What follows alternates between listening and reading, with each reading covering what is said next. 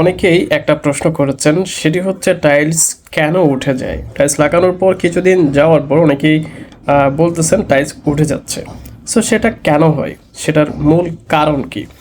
So আমি যদি এখানে আপনাদেরকে একটু ক্লিয়ার করি, সেটার মেন কারণ হচ্ছে গ্যাস। আপনি যখন টাইলসটা লাগাবেন, টাইলস লাগানোর সময় যদি প্রপারলি ভাইব্রেশন করা না হয়, সেক্ষেত্রে ভিতরে গ্যাপ থেকে যায়। ঠিক আছে, মোটরের মধ্যে একটা গ্যাপ তৈরি হয়, সেই গ্যাপের মধ্যে আস্তে আস্তে গ্যাসগুলো বাড়তে থাকে। এক সময় দেখেন আপনার টাইলসটা উঠে যাচ্ছে।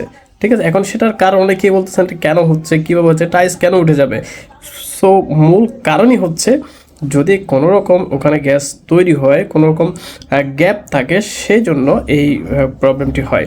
সো টাইলস লাগানোর সময় যেটা খুব ভালোভাবে খেয়াল করবেন, সেটি হচ্ছে প্রপারলি ভাইব্রেট করা হচ্ছে কিনা। সো ভাইব্রেট করার জন্য আপনারা রাবার হ্যামার ব্যবহার করতে পারেন, যেটা সচরাচর ব্যবহার হয়। আর আপনি যদি আরও ভালোভাবে কাজ করতে চান, সেক্ষেত্রে কিছু ভাইব্রেটর মেশিন রয়েছে, এগুলো আপনারা ব্যবহার করতে পারেন। সো এই টুলসগুলো যদি আপনারা ব্যবহার করেন, আশা করি আপনাদের টাইলস ভালো হবে এবং টাইলস কখনো উঠবে না। ধন্যবাদ।